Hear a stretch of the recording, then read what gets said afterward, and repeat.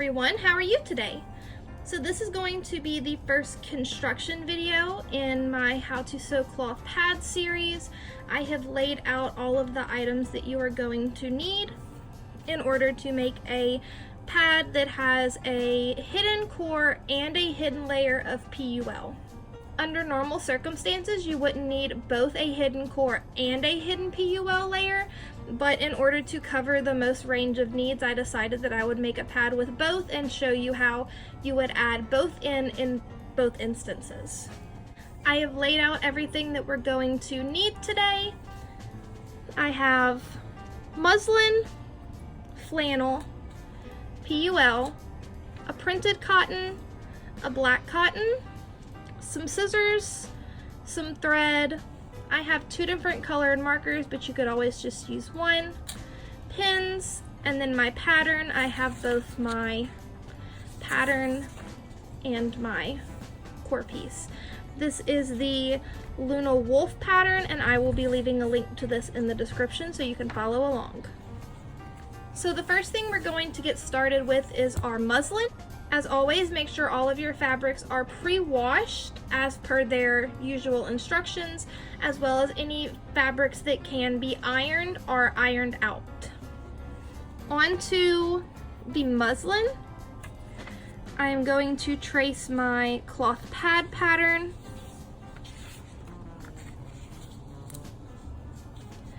Make sure that as you're lining up your pad pattern that you leave room on all sides for a seam allowance.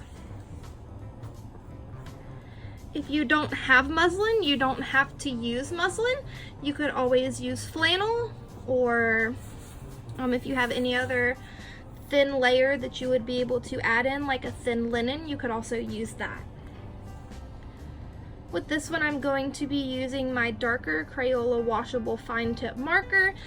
This is going to be the line that we are going to be following when we are sewing the pad together, so make sure that you trace it out as neatly as you possibly can.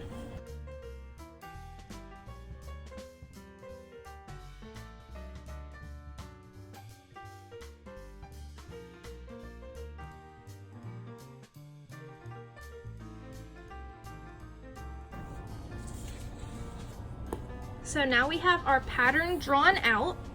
If you need a perfect line to cut on, you can take your sewing gauge or hem gauge and mark along the edge at 1/4 of an inch or 1/2 an inch, whatever you'd prefer your seam allowance to be, and cut on that. But I'm not too picky about it, so I'm just gonna eyeball it.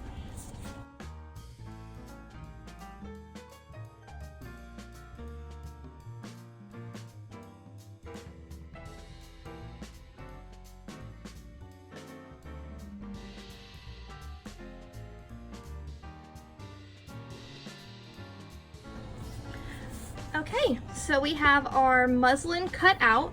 Like I said, this line is going to be the line that we are going to be following when we're sewing. The next thing that we are going to do is we are going to cut out our core material. This is going to be the absorbent part of the pad. You can use whatever is available to you, whether that's toweling, Zorb, bamboo fleece, anything like that. I'm just going to be using flannel today because that's what's available near me.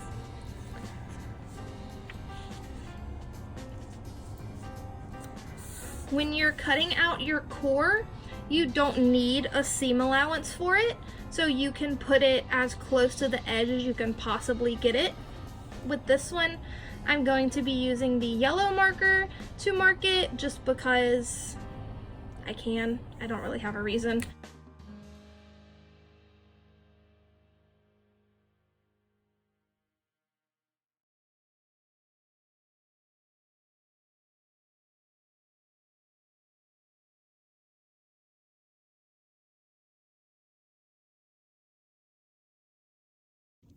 When you are drawing out your cores, they don't have to be the most perfect in the whole entire world, because they're not going to be seen, so they don't have to be absolutely perfect. I'm going to mark a T on these so I know which side is the top. And then I'm going to cut them out. Okay, so now that both of my cores have been cut out, I have them faced top side to top side. Usually if you have a piece of fabric that has a flat side like this, then you can fold it over and lay your pattern down, draw it out, and cut two at one time. Another tip for you is if while you're cutting your absorbent material you have little pieces like this or like this, like that. These little pieces make excellent absorbency boosters if you're someone who bleeds in one spot. So I'll use this piece for instance. If you're a center bleeder, then you could pin this and sew around the edge here to attach it to your topper. If you bleed at the front, you could do that. If you bleed around a certain part in the back, you could also do that. That's a really good way to add a little bit of extra absorbency where you might need it, as well as if you're someone who just really doesn't want to waste their fabrics.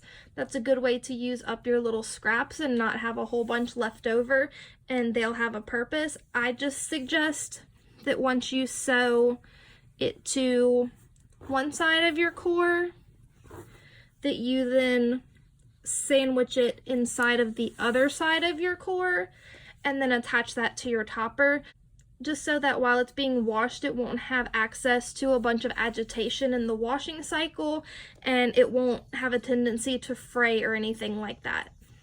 We have our core fabric and our muslin here. We're going to take our muslin and put our core fabric in the center of it. This doesn't have to be 100% perfect. Just make sure that you have enough room around the edges, that way you'll be able to sew around it entirely. If you have any parts that are overlapping any of these lines, make sure you trim those off before you start sewing. If you try to chance it and cut it after you're done sewing, you might cut this fabric or cut through your stitches. So I'm going to take my pins and I'm going to pin it all the way around. Another option that you could use would be to use basting spray. You could also use, some people use the washable Elmer's school glue, the purple one, and they attach their cores like that.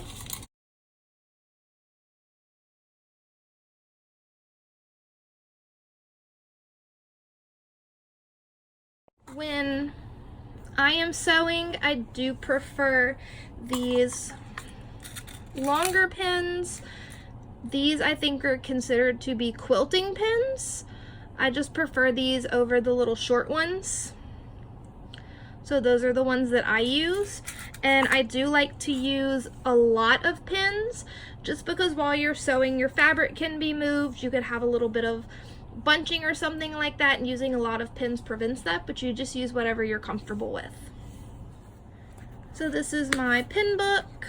I have all of my needles in here. I'm just going to take one out. And for this part, I'm going to be using white thread because this is white and this is light. So especially if you're using something that has you have a light topper, you're going to want to use a thread that matches the fabric, because otherwise when you're washing it or wearing it, if your fabric is very light, you'll be able to see your stitches under your fabric. So I have my thread and I'm going to pull out about an arm's length worth of thread and cut it off. I'm going to thread my needle and then at the end I'm going to tie a knot and then another knot, and then another knot. You could only do 2 knots. I just do 3 knots just in case. You don't want to use 1 knot because you'll have a tendency to pull your knot through your fabric. And now with this part, you are going to start sewing wherever you want to start sewing. I usually start somewhere on the top. I apologize if you can see me sitting over here. When I'm doing a pad where you can see the core stitching, I'll stitch from the other side. But this is an exposed core, so I'm just gonna do this. So you can do this a couple of different ways. You can do a back stitch where you pull your thread through. I realize this is on white and I do apologize. You take it about a rice grain's length away and you pull it through. Then on the left side, again, about a rice grain's width length away, and then put it back through your first hole, and that is a back stitch. So there's that. How I prefer to sew my hidden core is with like a zigzag sort of stitch, because as you can see right here, you can see where this fabric stops and this fabric starts. When you do a zigzag sort of stitch, these edges will be flat. That is just for aesthetic purposes. When you wash your pad, you won't be able to see the core through it, and I find that it sits a little better. But you can do a back stitch or you can do the zigzag stitch. In order to do the zigzag stitch, you're going to want to come up on the muslin side, then go into the flannel side,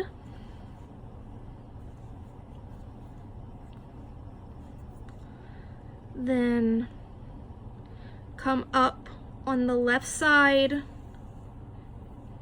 and go back through your first hole. And then again through the muslin,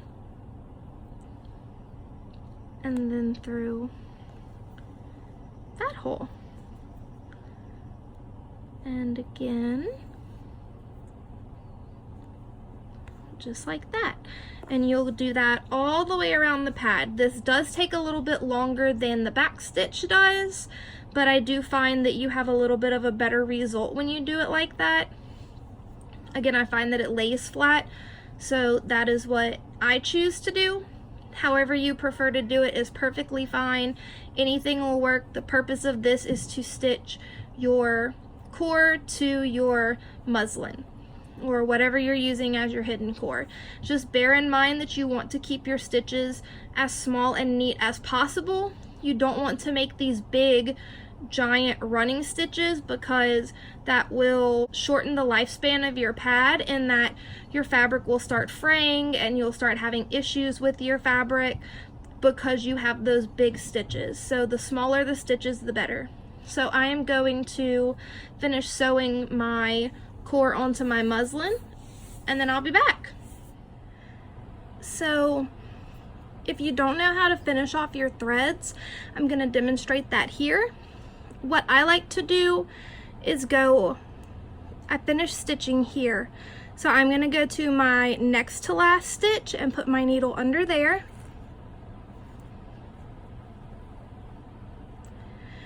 Before I've pulled it all the way through, I'm going to put my needle through this loop.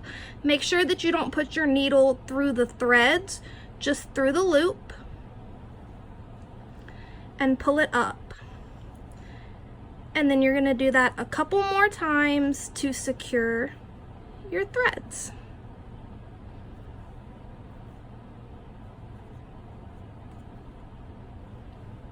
Just like that. So now I have sewn my core to my muslin. As you can see, my stitches go all the way around.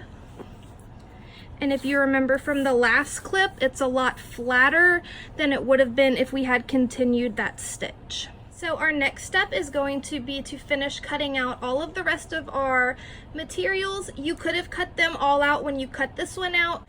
I just prefer to cut them all out after I've sewn the core, because if there is any bunching or moving or anything, then I won't have to worry about that my pieces won't match up, as well as that with some pads that are symmetrical, it'll be hard to tell which side is the top and the bottom. I always cut my topper first. Today we're using this Planet topper that I got in a fat quarter from Walmart. You're going to want to cut your topper with the patterned side facing down. So as you can see, this is the wrong side of my fabric. Again, make sure that all of your fabrics are ironed out. When I was washing mine, some of them didn't come exactly smooth, but that's okay. So you're going to lay your core piece with the core facing up, and at this point you can just line it up with the edges in order to conserve your material. You don't have to worry about adding an additional seam allowance at this point. And then cut.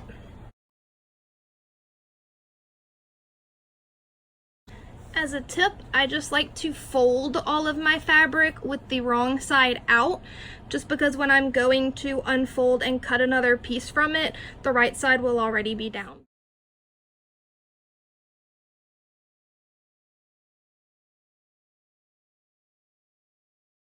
So now we have our muslin with the core attached. The core is facing up.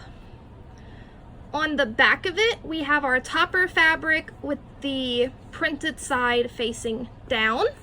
The next piece we're going to cut is going to be the backer. I'm using this black cotton in order to keep the pad a little bit thinner. This again is just a fat quarter. I got this one from the Dollar Tree, and it is, I don't know if you can see the back through here, but it's very, very thin. So your pad sandwich goes down on top of that, just like this, and we cut. As you can see, when I'm cutting, it's not the neatest job ever because we're going to be trimming this down later. I just want to make sure that I have enough room on everything in order to make this stitch, but I'm not necessarily concerned about everything being perfect. So our next layer is going to be our PUL. I have this PUL.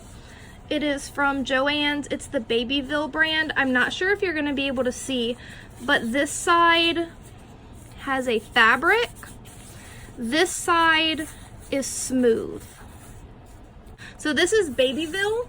Different brands of PUL are thicker than other brands of PUL, so keep that in mind. Babyville is a little thicker than other brands that I've seen, but I also don't have an issue with Babyville delaminating, so take that with what you will. The PUL is going to go fabric side up, shiny side down. Your whole pad sandwich, the entire thing. So we have our muslin, our topper, and our backer. Your whole thing goes down on here. Now once I get to this point, I'm going to start pinning. Some people are religious about not pinning PUL. My opinion on that and my feelings on that is, as long as you're pinning in the seam allowance, you're going to be cutting that off anyways, so it doesn't matter. But if you are a stickler about pinning PUL, then you would cut this out and then clip. Now that we've got this pinned, we're going to cut. The reason why I don't prefer to cut and then pin is because PUL could slip a little bit, so I pin and then cut. So now we have our entire pad sandwich pinned together. So we have the muslin, then your topper, then your backer, and then PUL with the fabric side up, slippery side down. Theoretically, the reason why you want the slippery side down is because this would be the water repellent side, but PUL as a whole is water repellent. So now that we have that, we're going to start sewing around this little line here. So a note that I am going to give you is always start on a straight edge. This pattern right here doesn't really have a straight edge on either of these sides, which is what I prefer. I prefer to start at the bottom on one of the sides in order to sew it like that, but this particular pad doesn't have that. So I'm going to start sewing on one of the wings. When sewing on one of the wings, you want to start in a little bit and stop in a little bit. You don't want to leave this entirely open. With a pad sandwich that's as thick as this one is, you're going to want to leave yourself a considerable amount of room, but not so much room that you're going to have a wonky turn hole when you finish. So this is how thick doubled over this pad is.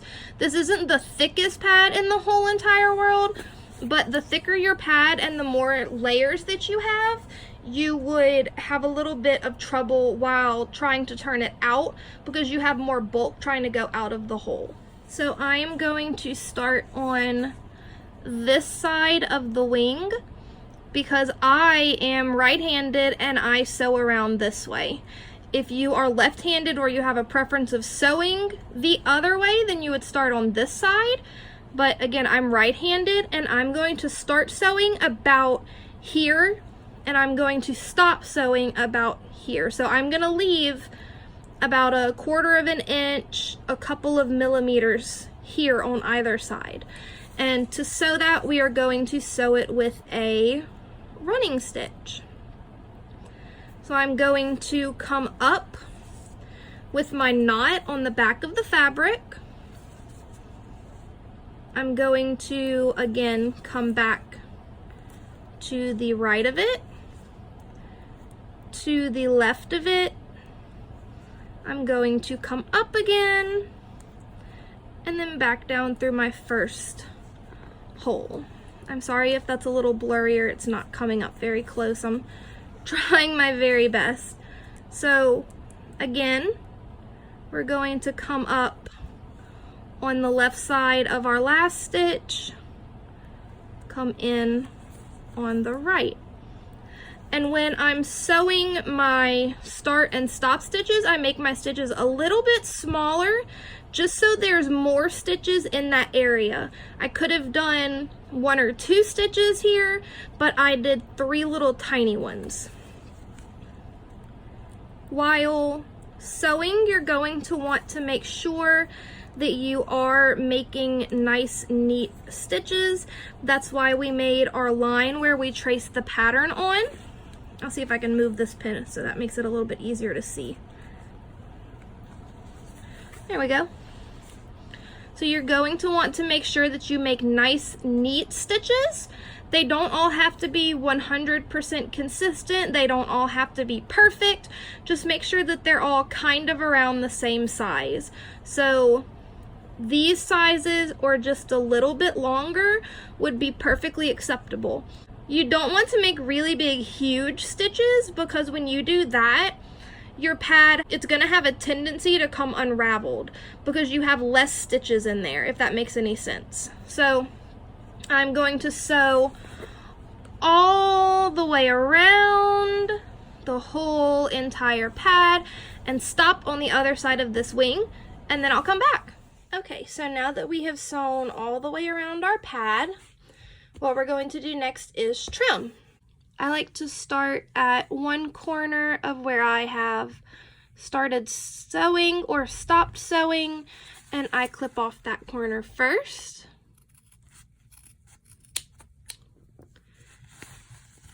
And then the other corner.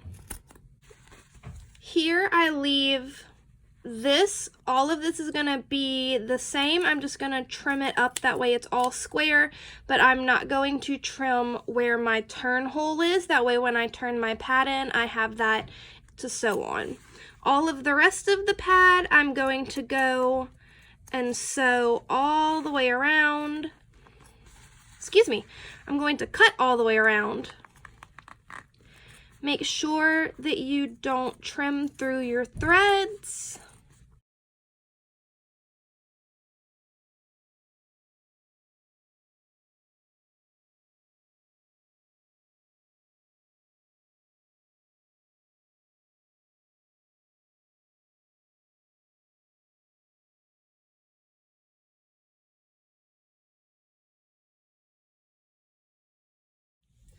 So now, as you can see, we have trimmed all the way around the edge. If you had pinking shears, those would be a better alternative because you would then have notches all around here, and that will help the curves fold in a little bit better, but I don't have pinking shears, and cutting very close works just fine, but pinking shears would be a better alternative.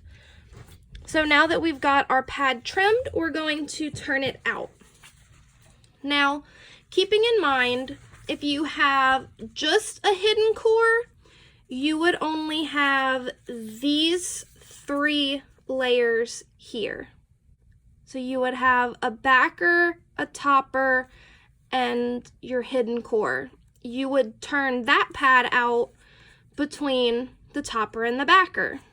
If you had only a hidden PUL layer, then you would have this topper, this backer, and your hidden PUL layer.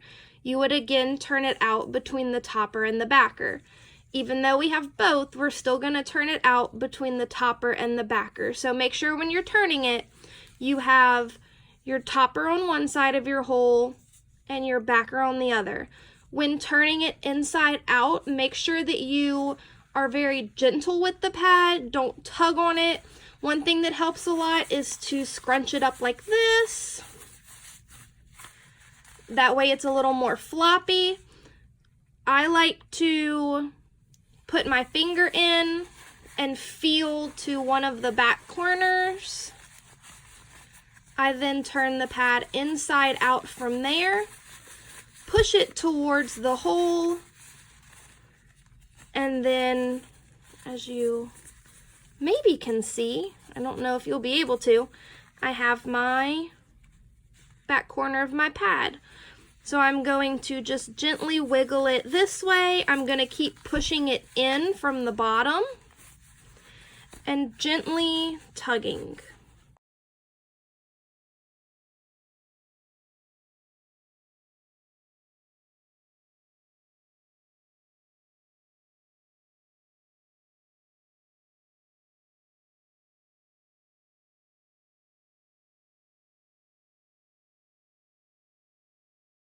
So now you might have something a little better. It might still be sad. This is a chopstick. You can use a knitting needle. You can use the end of your scissors. If your scissors aren't pointy, I just have this chopstick.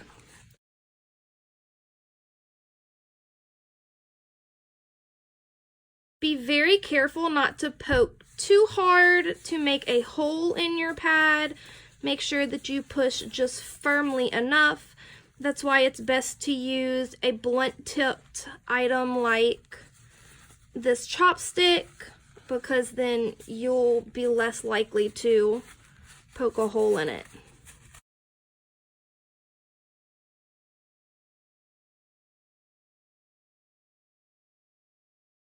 And so this is what you've got. All you have to do is fold one side in, the other side in,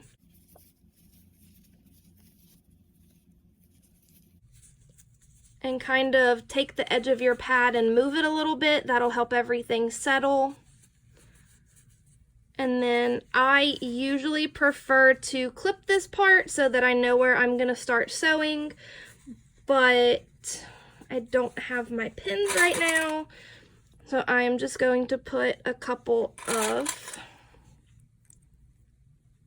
clips. So now you've got something that kind of resembles a pad. At this point, I like to go to the ironing board and iron it out. If you have PUL in your pad, you can put a piece of fabric over the top of your pad before you iron it. You can put a pillowcase over it or put it in a pillowcase, or you can iron it with steam. Just make sure that you're not ironing on a very, very high heat. So you can iron your PUL, just make sure that you use steam and don't have the iron directly touching it. That's what I would normally do. But in case you're someone who might not have access to an iron, I am just going to roll out my edges with my fingers like this. And I am going to start clipping all the way around the pad. The reason why I prefer clips is because it helps to keep that edge of the pad nice and flat. If you don't have these clips, you can also use those snappy hair clips, like they're not barrettes, they're just the little metal ones that are kind of snappy. Just make sure that if you use those, that you are very careful, because they can cut if you have top stitching on your pad.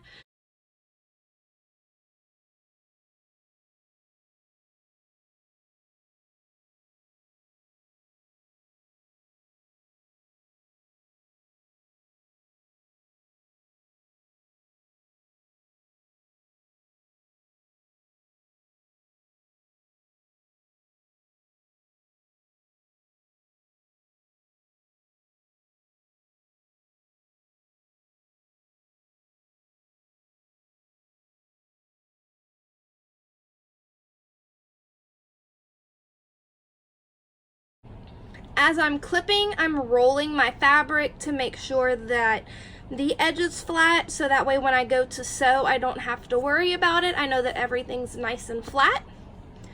From here, what we're going to do is we're going to start on our turning hole, and we are going to back stitch all the way around the pad. You could choose, if you have a longer, wider cord that fills out the back and front of the pad a little more, you could just stitch around the wing. If you want to make stitches down here for your wings, you can do that as well. I just prefer to stitch all the way around because I find that when washing, it helps it to keep its shape.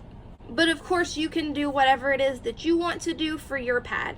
So I am going to go and back stitch all the way around here, and I'll be back. I wanted to show you this real quick before I started sewing. I'm not sure if it's going to focus very well, but typically when I am sewing the core stitching and the stitching before you turn it out, I don't clip the little ends off of my thread, but when I'm doing the top stitching, I do. So when I'm doing the top stitching, I'll clip it down as close to the knot as I can get, just so that way it looks a little neater. Okay, so I have finished sewing all the way around with a back stitch. Now all you have to do is figure out what kind of closure you want to use. The typical closure option is a pair of snaps, so you would have a snap on this wing and a snap on this wing. Other options for you might be for you to sew a ribbon on either end and you can tie it. You might want to use Velcro on one side or in the other. So to wrap up this video, I wanted to go over a few pros and cons of using a hidden core or hidden PUL in your pad. Some benefits of a hidden core are that you won't be able to see the core stitching. So if you're bad at core stitching like I am, you won't have to worry about that. If you use a full layer of something like flannel to attach your core to, then that'll be one extra layer of absorbency. As well as that, it'll give a little bit of extra structure to your wings. And hiding your core stitching doesn't distract from your topper print. So if you have a busy print or something that you wouldn't want the stitching to go through it, you're not going to distract from it because the core stitching is going to be hidden. All you're going to see is the top stitching around the edges. Some cons are that if you gush, you might benefit more from a stitched core because the blood would be able to soak in through the stitching instead of maybe rushing off the side of the pad because there's nothing to catch it, there's nothing to channel it down into the core. You could also do one line of stitching all the way down the center of the pad if you'd prefer, and that might help with gushing. Some people also sew interlabial pad to the pads in the center or the front, wherever you might need it, so that could be an option for you as well. And then it is one extra step, so that might be something that you don't want to do. Adding it in is one more thing to cut, and it's one more thing to be mindful of, so just keep that in mind. Hiding the PUL is beneficial because it can prevent slipping.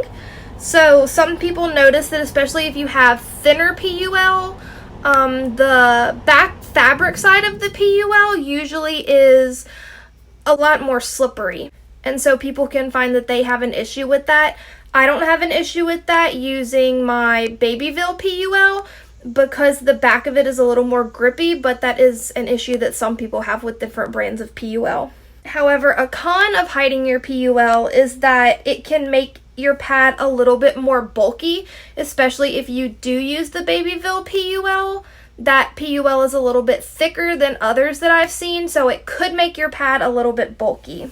As a note about hidden PUL, you can do a full layer of hidden PUL like we did, or you can just cut out a piece that's the size of your core and then sew it onto the back of your core. Just make sure that when you're sewing your core in, that the PUL is not touching the back of the topper, that it's facing towards the back fabric.